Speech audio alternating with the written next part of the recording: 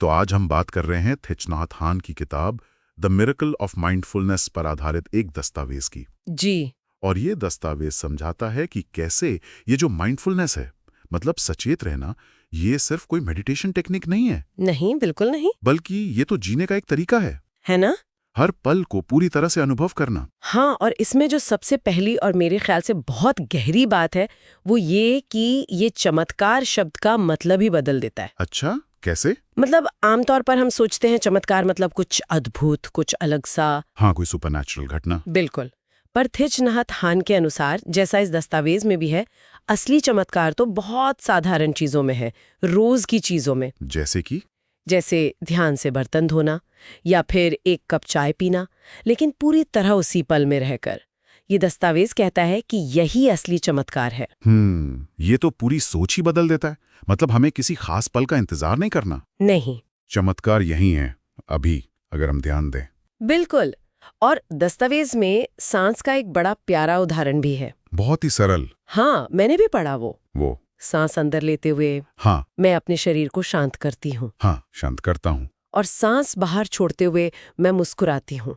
कितना कितना सहज है ये। सही में सुनने में बहुत आसान लगता है, पर शायद इसका असर गहरा होता होगा। हाँ, क्योंकि ये दिखाता है कि शांति कहीं बाहर नहीं ढूंढनी है, वो बस अपनी सांस पर ध्यान देने और एक हल्की सी मुस्कान से आ सकती है, अभी, इसी वक्त। और ये सिर्फ मतलब जब हम आराम कर रहे हैं तभी के लिए नहीं है। नहीं, यही तो खास बात है इस दस्तावेज में। वो जोर देता है कि आप अपने काम के दौरान भी, यहाँ तक कि जो काम हमें बोरिंग लगते हैं, हाँ, उनमें भी एक तरह का सुकून, एक शांति पा सकते हैं। ये तो उस आम ख्याल से बिल्कुल उल्टा है कि भाई काम खत्म होगा तब आराम मिलेगा। सही कहा। ये एक तरह से वो जो हमने एक दीवार बना रखी है ना, काम और आराम के बीच, हाँ, उसे गिराने जैसा है। दस्तावेज कहता है कि अगर आप, मान लीजिए, बर्तन ही धो रहे हैं और आपका पूरा ध्यान उसी पर है, पानी की आवाज, साबुन, जी, तो वो काम नहीं रहता, वो एक तरह का ध्यान बन जाता है, मेडिटेशन। ये मल्टीटास्किंग वाली दुनिया के लिए तो बड़ा चैलेंज है। बिल्कुल।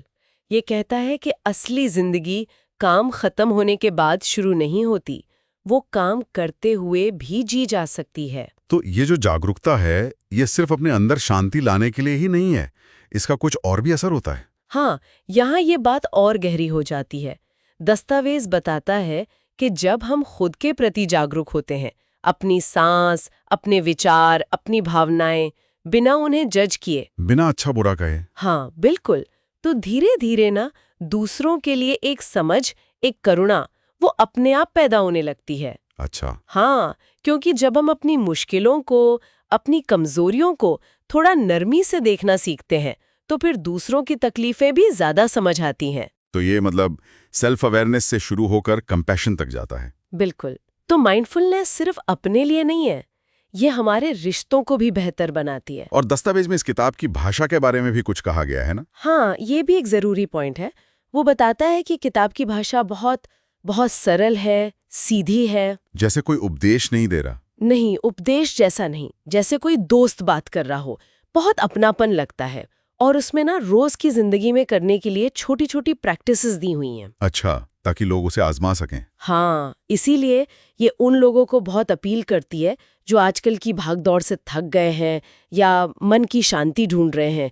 ये ज्ञान को भारी नहीं, हल्का बनाता है। तो अगर हम सारी बात को समेटें, तो निचोड़ यही है कि माइंडफुलनेस कोई अलग से करने वाली एक्टिविटी नहीं है। नहीं, ये जीने का एक तरीका है। हर पल को जैसे वो है वैसे ही देखना, महसूस करना। बिल्कुल। शांति और खुशी कहीं दूर नहीं है, वो यहीं है, इसी पल में। बस हमें रुकना है, ध्यान देना है और महसूस करना है। और ये बात हमें एक जरूरी सवाल पर लाके खड़ा करती है। क्या?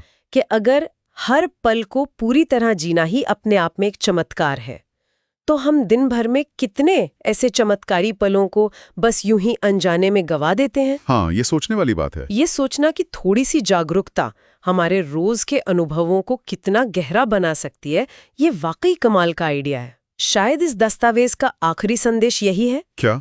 सांस लो, मुस्कुराओ और बस यहीं रहो, इसी पल में।